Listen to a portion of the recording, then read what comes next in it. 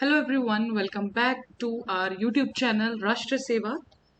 आज हम इसमें स्टार्ट करने वाले हैं एक नया subject that is our geography, जो आप सबके एग्जाम्स में जहाँ पे भी हम जनरल स्टडीज की बात करते हैं वहां पर सबसे ज्यादा इंपॉर्टेंट सब्जेक्ट हो जाता है when it comes to geography.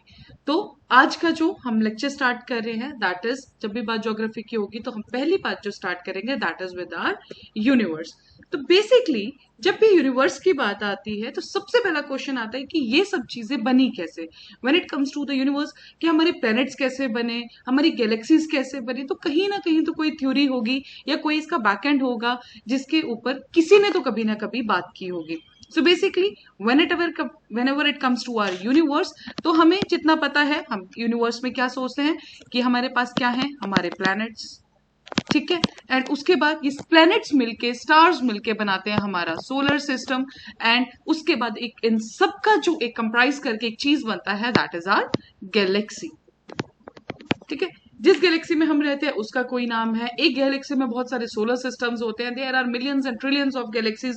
उनका नंबर आज तक कोई भी डिफाइन नहीं कर पाया है। But the foremost thing is कि ओरिजिन थ्योरीज कौन सी थी।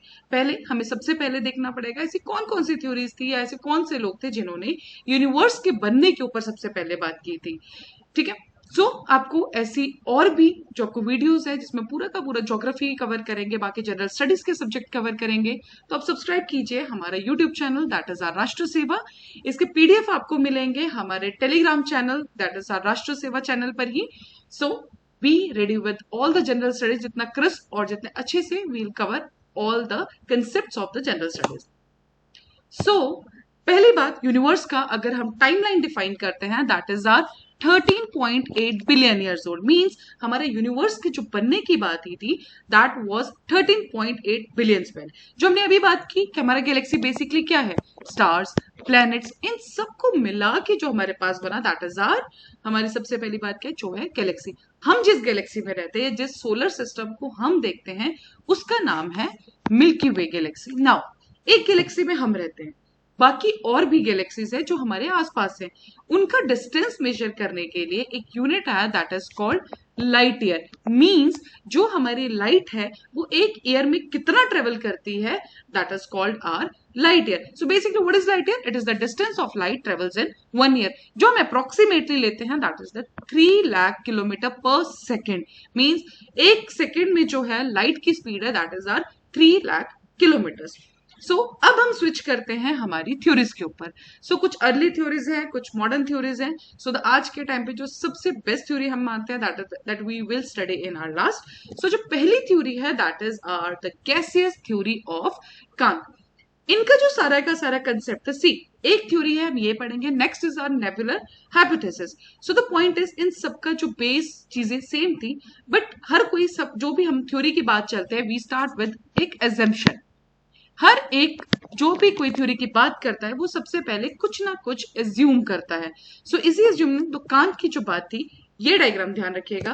द फर्स्ट पॉइंट व्हाट जो हमने कांत ने बात की थी इसके ऊपर that was that there was a primordial slowly rotating cloud of a gas matter comprised of very cold, solid and motionless particle. This is very important कि उन्होंने क्या एज्यूम किया, जो हमारा ये वाला डायग्राम है, see this one, this is the first portion कि एक क्लाउड है जिसके अंदर ठंडे, कोल्ड, मोशनलेस पार्टिकल्स है। मींस एक बहुत बड़ा क्लाउड है जो हमारा रोटेट कर रहा है या नहीं कर रहा है, दैट इज द पॉइंट। लेकिन सबसे पहली बात क्या है कि एक हमारा रोटेटिंग क्लाउड ऑफ गैस है जिसके अंदर कोल्ड, सॉलिड और मोशनलेस पार्टिकल्स है। दिस इज इंपॉर्टेंट बिकॉज जैसे हम नेक्स्ट थ्योरी पे स्विच करेंगे उसमें एजम्पशन इसी पर्टिकुलर पॉइंट पर चेंज हो जाएगी। Next is the particles begin to collide. उन्होंने कहा कि जो ये क्लाउड था, हुआ क्या कि उसके बीच के जो पार्टिकल्स थे वो आपस में कोलाइड करने लग गए। वो आपस में ही, जैसे वो पार्टिकल्स थे ठंडे, तो क्या हुआ उस कोलिजन की वजह से हमारे एक हीट जनरेट होगी। Then the mutual attractions and collision between the particles generated random motion in the primordial matter। अब इस पे एक क्वेश्चन आता है कि जो कोलिजन होने लगा इसके पीछे रीजन क्या है, और जो कोलिजन हुआ उसके बाद जो मोशन है उसका रीजन क्या है। तो the reason was the gravitational attractions.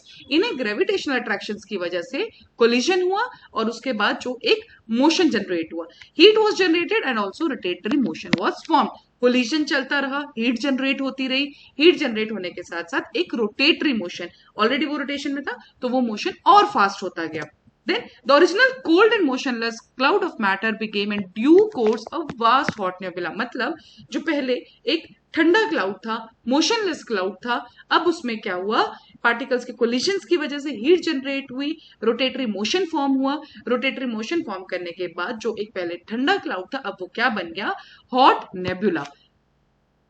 Next point is the centrifugal. Now there are two forces. अगर हम एक रोटेशन की बात करते हैं तो जो फोर्स बाहर की तरफ लगता है that is our centrifugal force, and जो फोर्स हमारा अंदर की तरफ लगता है that is our centripetal force. तो ये क्या कह रहा है कि रोटेशन मोशन इतना ज्यादा हो गया कि जो हमारा सेंट्रीफ्यूगल फोर्स था ये सेंट्रीपिटल फोर्स से भी बहुत ज्यादा हो गया.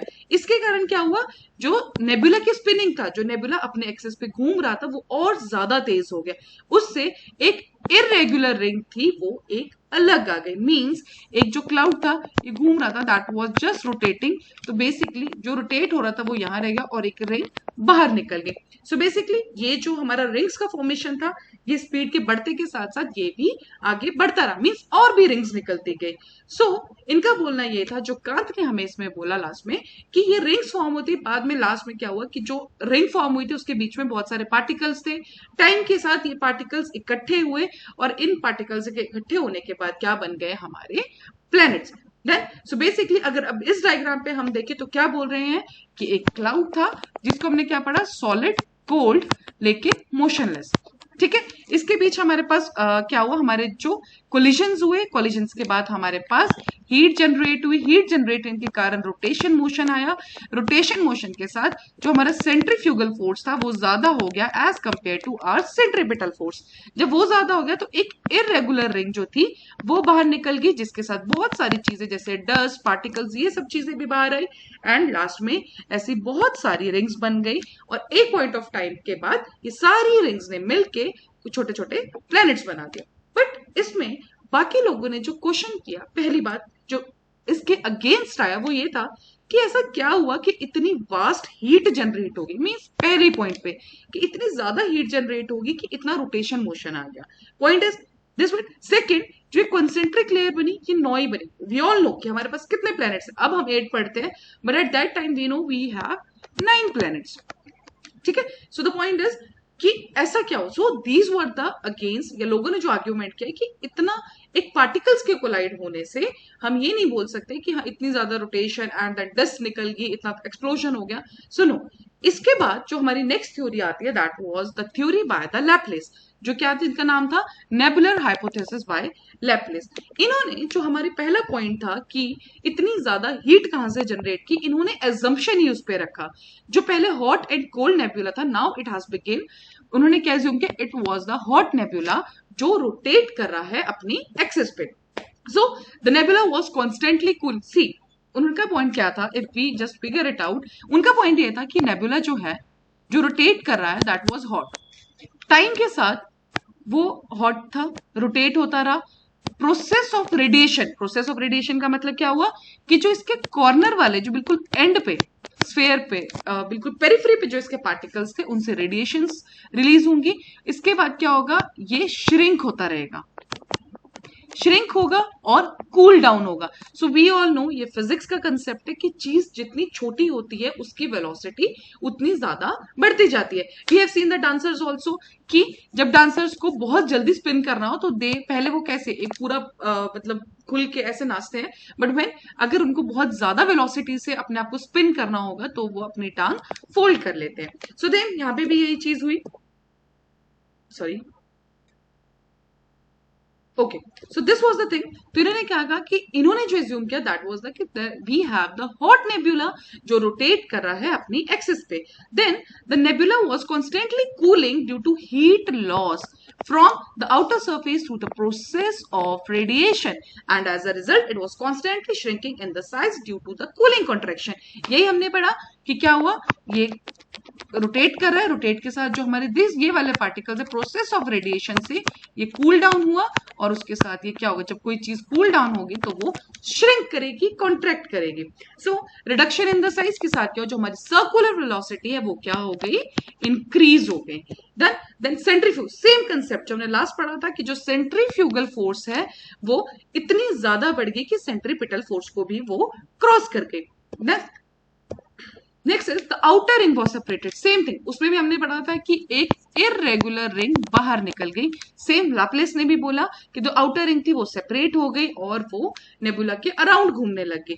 टोटल ऑफ 9 रिंग्स बनी। All the materials of each, एक पॉइंट आता है इसमें, that is hot gaseous agglomeration. Means जो हमारी एक रिंग निकली थी उस टाइम पे ऐसे ऐसे ऐसे ऐसे कुछ पार्टिकल्स होंगे, ठीक है। सेम एक और रिंग निकली, उसमें भी एक पार्टिकल्स होंगे, एक और रिंग निकलेगी, उसमें भी ऐसे पार्टिकल्स होंगे। सो पॉइंट इज, इनका कहना है कि विद द टाइम जैसे जैसे चीजें ठंडी होती गई वो एक जगह इकट्ठे होते, एग्लोमरेशन का मतलब होता है इकट्ठा होना, एक जगह चीजें इकट्ठी होती रही और उससे हमारे क्या बने, प्लैनेट्स।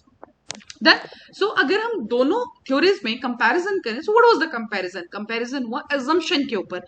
उन्होंने अज्यूम किया कि हमारे जो नेबुला क्लाउड था that was cold, motionless, solid. इन्होंने क्या अज्यूम किया कि नहीं, that is the hot gases का वो फॉर्म था, ठीक है। सो बाद में लेकिन क्वेश्चन इस पर भी यही आया कि 9 रिंग्स ही क्यों निकली, what was the reason for all this. Then so जो द मॉडर्न थ्योरी, जो हमारे पास आज के टाइम पे भी जो सबसे एक्सेप्टेड थ्योरी है, that was our big bang theory. Then so big bang theory में ये थ्योरी दी थी एडविन हबल ने 1920 पे। बेसिकली इनका सारा का सारा कंसेप्ट एक चीज पे था। इन्होंने क्या बोला कि जो पूरा यूनिवर्स जो आज हम देख रहे हैं, पॉइंट इज, इसको हम अभी भी एक्सपेंडिंग यूनिवर्स थ्योरी बोलते हैं, बिग बैंग थ्योरी को, बिकॉज आज भी माना यह जाता है कि आज भी हमारा यूनिवर्स एक्सपेंड हो रहा है। उसका रीजन हम लास्ट में स्टडी भी करेंगे। सो द थिंग इज, इनका जो कहना था, एडविन हबल ने जो पॉइंट बोला था, उन्होंने ये कहा था कि एक पॉइंट में ही सारा का सारा यूनिवर्स, पहले सारा का सारा यूनिवर्स इस पॉइंट में था जिसको हमने नाम दिया था सिंगुलैरिटी। डन। फिर एक टाइम के बाद, और सिंगुलैरिटी को हाईएस्ट वॉल्यूम, बहुत हाई टेम्परेचर, हाई डेंसिटी, इन सब का जो मिश्रण था दैट वाज द हमारा दिस पर्टिकुलर छोटा सा टाइनी बॉल के अंदर पूरा के यूनिवर्स था।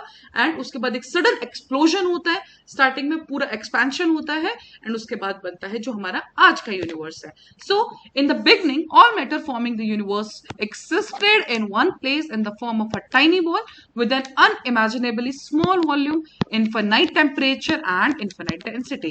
At the Big Bang, the tiny ball explodes violently and leads to a huge expansion. It is assumed that the event of a Big Bang took, जो हमने बोला यूनिवर्स की formation 13.8 13.7 billion, that is the just the approx term, ठीक है। सो इनके बाद ही हमारा क्या हुआ, हमारा एक यूनिवर्स का फॉर्मेशन हुआ। सो this is the particular theory जिसको मॉडर्न थ्योरी बोलते हैं एंड दिस इज द अभी भी आज के टाइम पे जो सबसे ज्यादा एक्सेप्टेड थ्योरी है, so that was our big bang theory. So if we just come to the revision, तो हमने क्या पढ़ा, first was the gaseous Kant का, जो गैसियस थ्योरी ऑफ कांट थी, उन्होंने क्या बोला था कि एक क्लाउड था दैट वाज रिवॉल्विंग, लेकिन उन्होंने क्या बोला, it was cold, solid and motionless. तो इसके अंदर हमारा कॉलिजन हुआ, कॉलिजन के साथ हीट जनरेट हुई, हीट जनरेट के बाद रोटेटरी मोशन आया, रोटेटरी मोशन के साथ इतना ज्यादा हाई वेलोसिटी आया कि जो हमारा सेंट्रीफ्यूगल फोर्स था वो इतना हाई हो गया कि वो सेंट्रीपिटल फोर्स को भी कवर अप कर गया और उससे एक इरेगुलर रिंग बाहर निकल गई एंड विद द टाइम जो इसके साथ और पार्टिकल्स निकले थे वो बना गए प्लैनेट्स। उसके बाद हमारी जो आती है लैप्लेस की थ्योरी, लैप्लेस ने क्या कहा कि यही नेबुला था but it is the hot gaseous वाला। देन हॉट गैसेस का एक बहुत बड़ा क्लाउड था दैट वाज रिवॉल्विंग, उसमें क्या हुआ, सेम प्रोसीजर कि विद द टाइम भी इसमें आता है हमारा प्रोसेस ऑफ रेडिएशन। डन। सो जो हमारा प्रोसेस ऑफ रेडिएशन में क्या हुआ, विद द टाइम वो श्रिंक होता रहा, जो रिंग्स निकलती रही एंड उन्होंने बोला कि लास्ट में 9 रिंग्स निकली थी और with the time hot gaseous agglomeration, हमने वर्ड पढ़ा था कि जो सारे पार्टिकल्स वो इकट्ठे होते हैं हमारे प्लैनेट्स बनाते गए। देन उसके बाद आते हैं हमारी big bang theory. Big bang theory हमारी क्या बोलती है कि जो सारा का सारा यूनिवर्स था दैट वाज इट इन अ एक छोटा सा बॉल में, टाइनी बॉल में जो इसका एक स्मॉल वॉल्यूम था लेकिन बहुत हाई टेम्परेचर, हाई डेंसिटी, सब चीजें थी and this, so this is the theories which we have studied now so these are the diagram related to the big bang की पहले सिंगुलैरिटी में था, उसके बाद आज तक ये एक्सपैंड होता था। This point, this is the tiny ball जो हमारा स्टार्टिंग था, जिसको हम सिंगुलैरिटी बोलते हैं, but now it just expand, जिसके अंदर हमारी galaxies I, planets I, dark ages, stars, millions, so it's a very, बहुत सारी गैलेक्सीज है, इट्स नॉट अबाउट कि सिर्फ एक गैलेक्सी है। नाउ जो हम आज बोलते हैं कि still it is expanding, so the point is कि जो हमारा red shift phenomena, there is one phenomena that is called red shift phenomena. इसमें क्या होता है कि अगर कोई चीज, मीन्स हमें गैलेक्सीज को देखने दूर से अगर कोई चीज आ रही है, तो that is in the wavelength के कारण उसका कलर क्या हो जाता है, रेड। सो इस डायग्राम से याद रखिएगा कि दिस इज सन, सन के दूर जो चीजें हैं उसमें हमें क्या दिखेगा, हमारा रेड लाइट। तो पॉइंट इज स्टिल एक्सपैंडिंग। तो रीजन इज कि जो हमारी दूर की गैलेक्सीज है, जब हम उनको देखते हैं, सो दे स्टिल एक्सपैंडिंग, तो उनका जो कलर है that is the red. Okay, so thank you so much. That was related to origin of theories related to universe. इसका next हम continue करेंगे with our solar system. I just hope you like the lecture because we will make things crisper for you. So join our channel Rashtra Seva. Do subscribe the channel on YouTube. Plus, you to get the PDFs of this particular chapter, you can just go to our Telegram channel, that is Rashtra Seva. Thank you so much. Hope you enjoy.